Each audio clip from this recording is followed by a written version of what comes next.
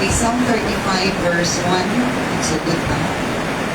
This is about the dangerous prayer towards the enemy. Ang maguyaw nga pag-ampo para sa kaaway. Pag-ampo ni David. Nagdus-Ginoo para sa mga kaaway niya. So, ito na dangerous kay kuyaw na prayer ni David para sa mga kaaway.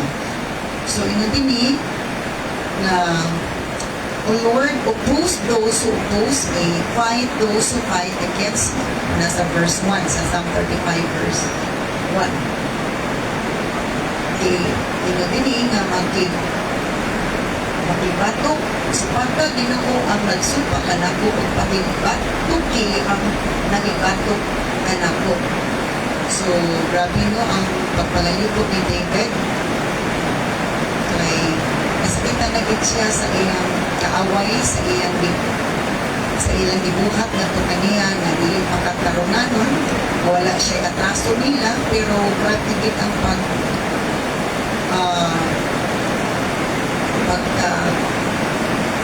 nga ilang gipakita towards King David kay pagtimbot siya o sumunta na ang prayer ni David dangerous towards them. So, balik ko na po verse 1. O Lord, oppose those who oppose me, fight those who fight against me. Put on your armor and take up your shield, prepare for battle and come to my aid. So, nagpangalipupod siya ni Lord na kamita ang imong namin o pinagiban o tabangi itarang ako. So, nagpalaban siya sa Ginoo. Kay uyaw-iyang kalaban. Daw para sa iya, wala siya kalaban-laban. Kaya daghan kaya sila as idaghan. Kapan siya ra isa. Pero nasayt siya nga na Ginoo naguban niya. So, balik ko na ko sa Psalm 35 verse 2 na ta, put on your armor and take up your shield. Prepare for battle and come to my aid. So, balik ko yan. So, napalabad siya sa Ginoo nga, ano na nilod ng iyang inagiban, matod pa, iyang kaming, aron tabangan siya. Kaya nagpakiluoy na gid siya kay luoy na gid ay kayo. And then verse 3 ng prayer niya, let up your spear and javelin against those who pursue me. Let me hear you say, I will give you victory. Gamita ang imong bangkaw o sapang aron pagsanta kaniadtong nagsugod nagukod ka nako una og iwasag ako gikan kanila.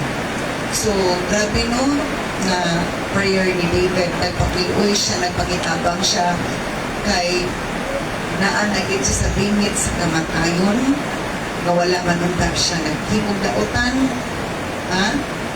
pero kay ang dautan ang kaaway, dautan man o bugamit siya o dautan nga tao para mahimong magamit sa iyang pagkadautan aron ang matarong iyang dauton, iyang sakiton, iyang tagaan o mga kanang problema, mga struggles. So, moto ang prayer ni David, lift up your spear and javelin against those who pursue me. Let me hear you say, I will give you victory. O gusto niya nga madunggan ang tingog sa Ginoo nga ako ihatagan mong kadaugan, ayaw ka balaka. Dilita ka biyaan, dilita ka kaligdan ako takang panalugdan. So wala nga nindot ka ayo if we have right connection with the Lord, because we can hear Him speaking to us through our mind, through our spirit, for an assurance of victory.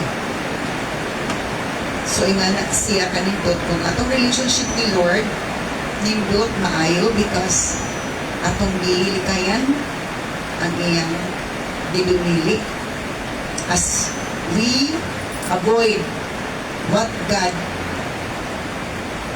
forbid us to do, then our right connection with the Lord is very good, and anytime we can communicate unto Him, and whatever nga atong gihangyo sa iya maminaw siya o mo tubag siya. Ingana siya ka tinuod. And then verse 4, bring shame and disgrace on those trying to kill me. Turn them back and humiliate those who want to harm me. Grabe, siya no. Another na dangerous prayer niya is mabuntog o maulawan unta kadtong naglaraw sa paglaglag kanako. Masanta o malipog unta kadtong naglaraw o dautan bako kanako. So gusto niya na pray nag-ampo siya na maulawan sila,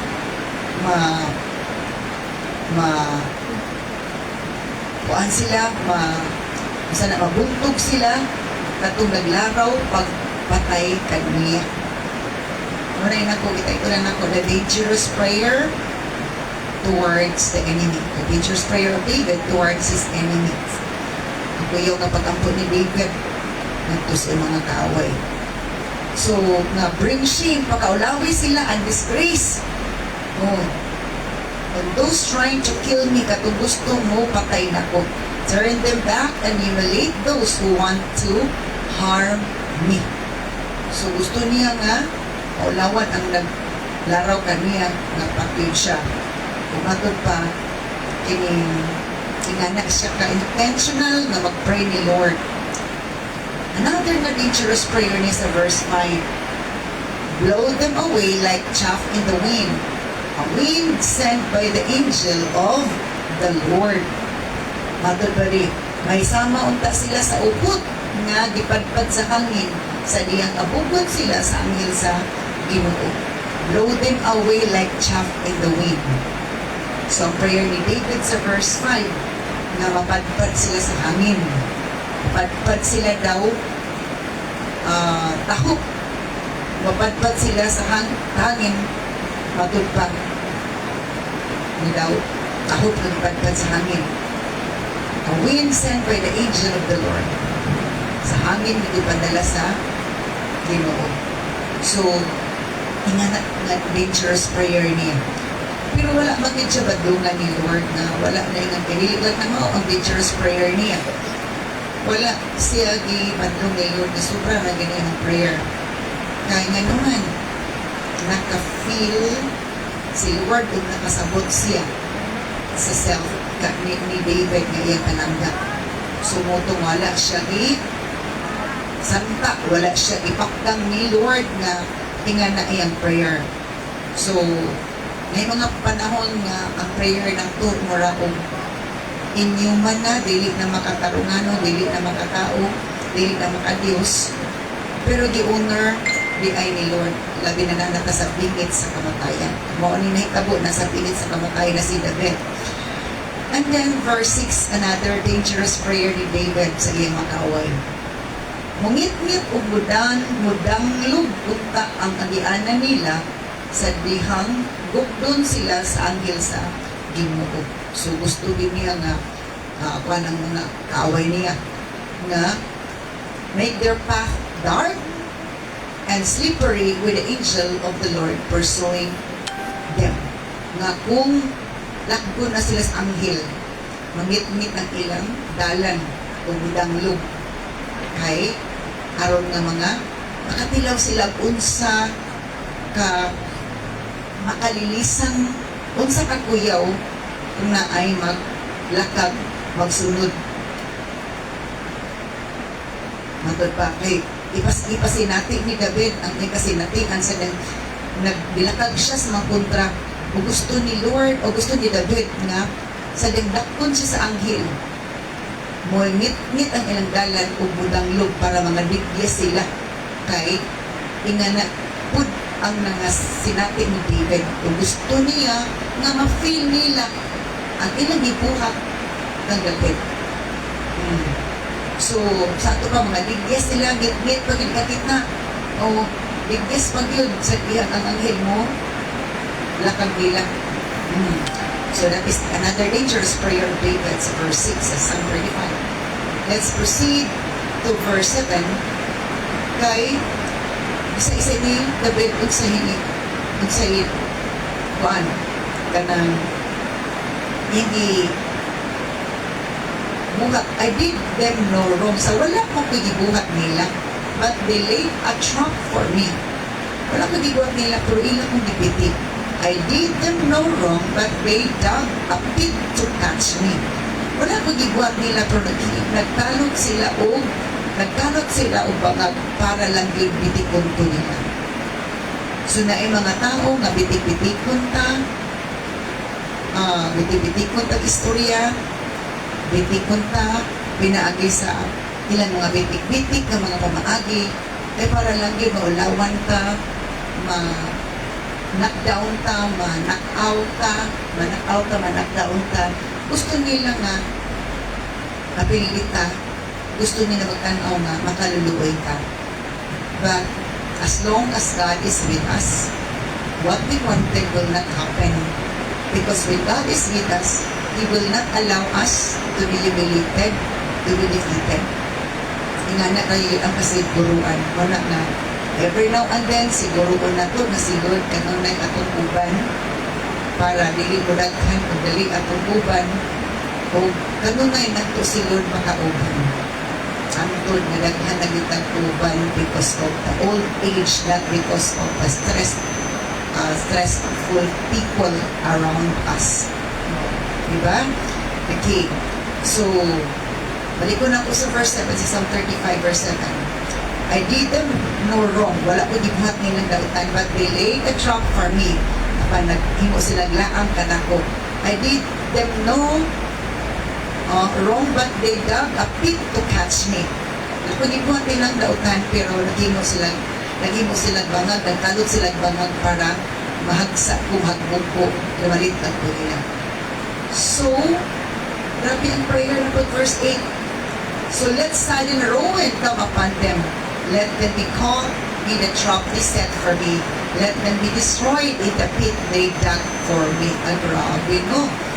So, tingin sa mga nilang, nagkalot sila bangag para mahagbog ko, balitag ko. In verse 8, ingon si Lord, apan sa wala nila damha, malaglag sila. Maunay sila sa ilang litag, o mahulog sa ilang dahon. So, mauna ang kuwan diha. Ang prayer ni David, na diin, maunay sila silang ipangbuhat. So, mauna nga kung magig-away ta sa matarong, hindi mo na ba sa Bible, na mulaban si Lord sa mga matarong, sa iyong mga anak na nagpinarong, matod ka, kung inon si Lord, vengeance is mine, ang panimalos ako . So, kung si Lord manimalos, kuyaw jud kay siya manimalos. That is why we have to be careful to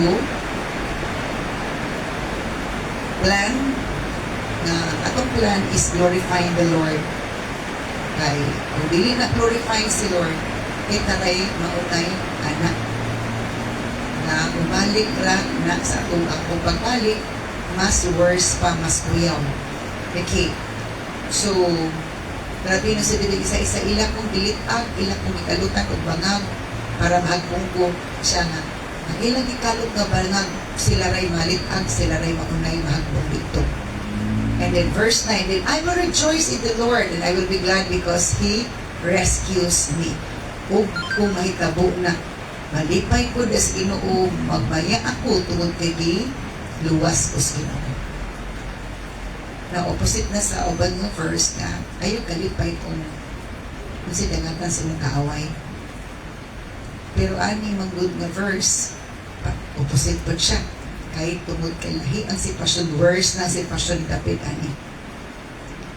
Yan ang kinabuhi.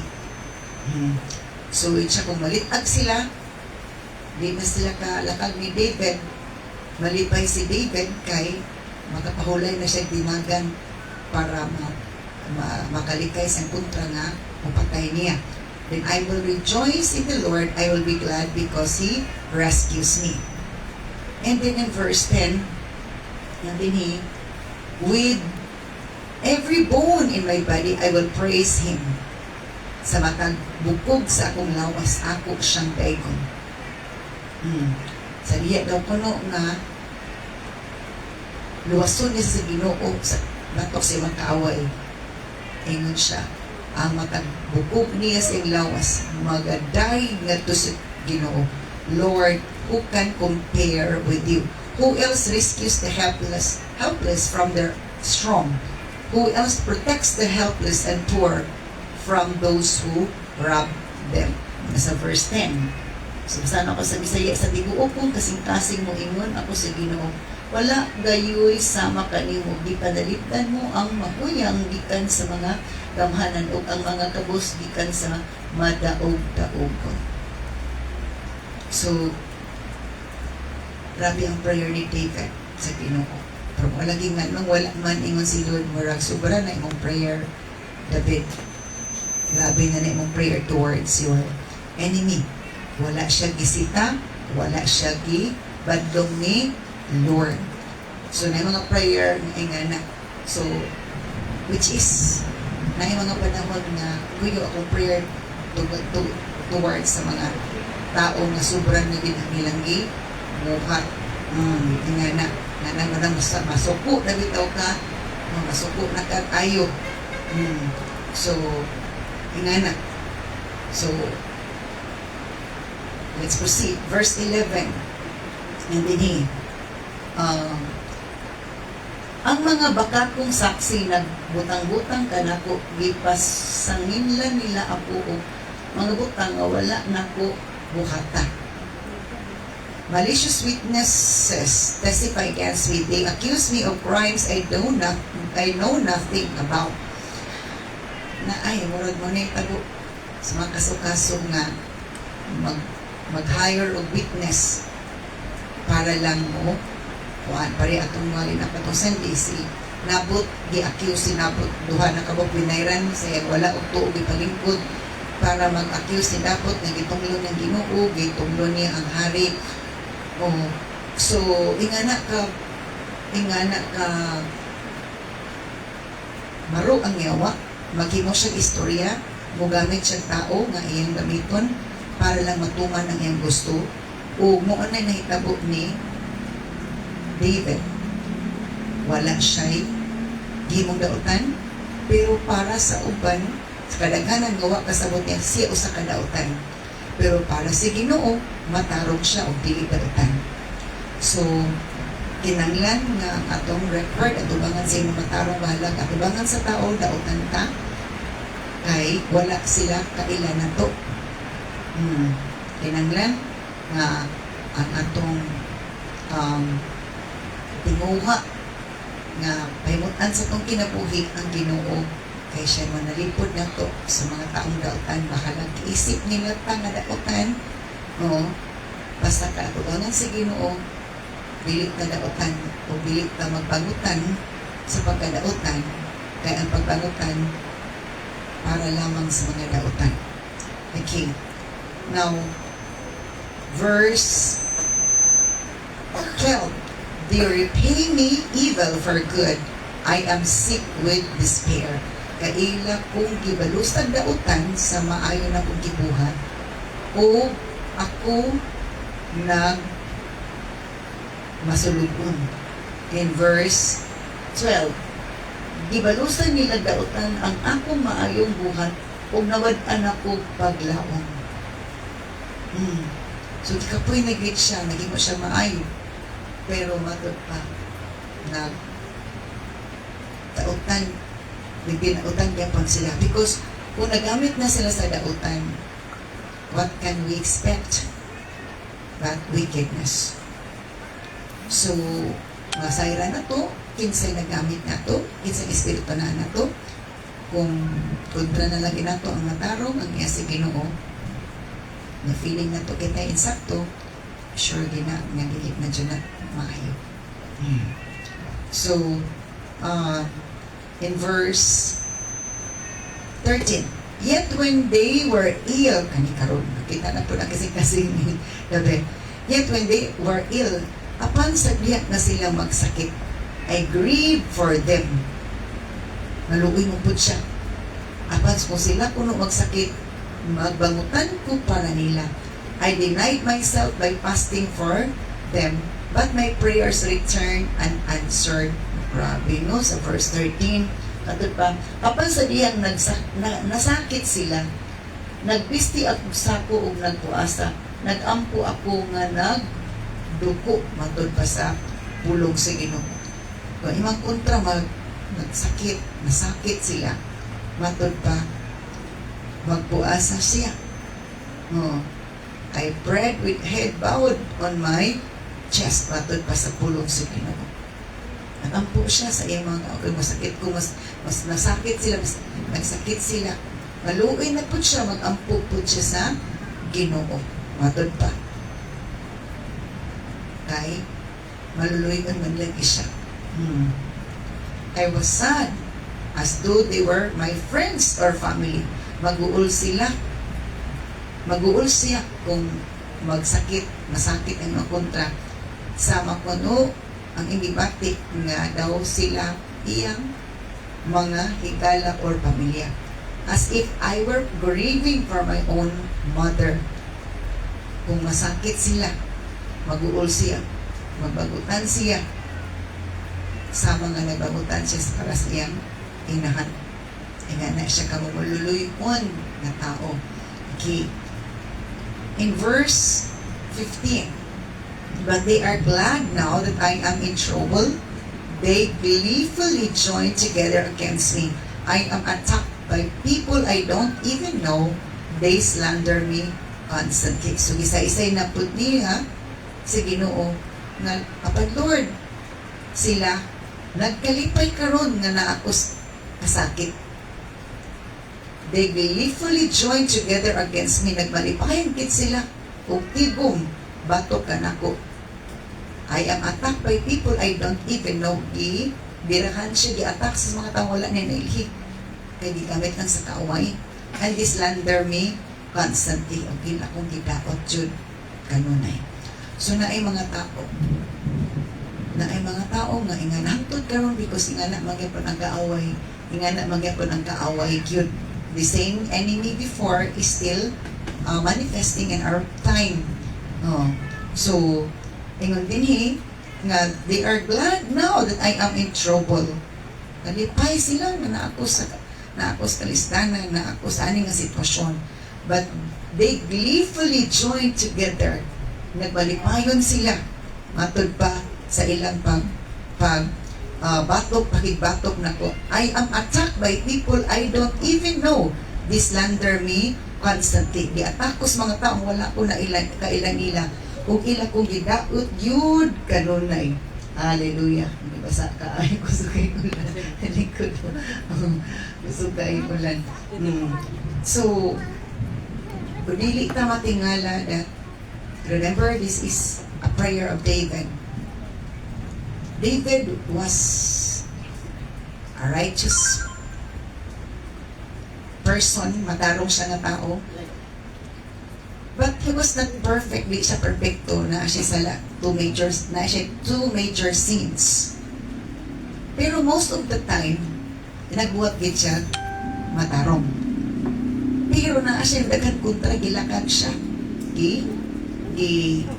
Gi-chase siya. Oh.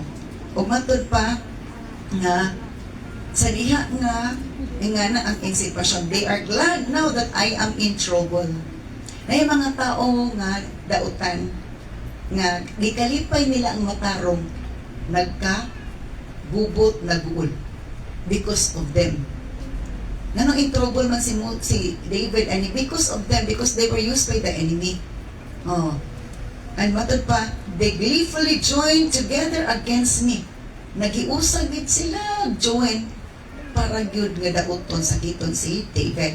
I am attacked by people I don't even know. Gi-atake ko sa mga tao wala ko na kailan nila. They slander me constantly. So remember, si David is anak sa Ginoo. maayaw siya, manarong siya. Pero dili si perfect na siya baka major sins. Pero nag-repent siya. Pero di mo siyang dautan para sa uban. Ginapapatay siya.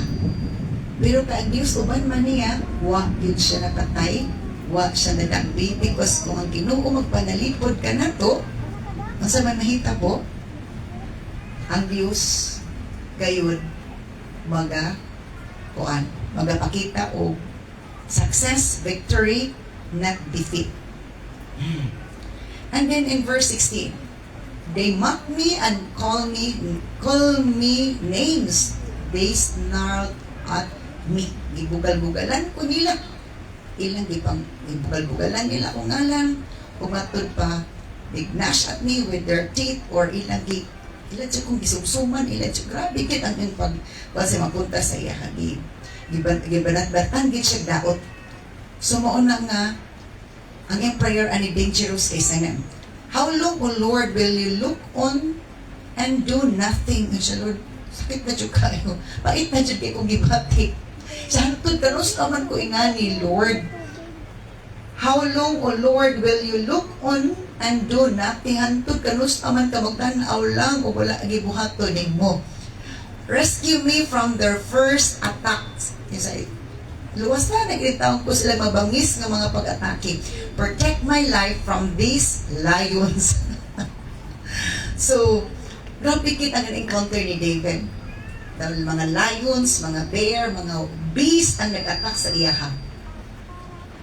Despite that, David give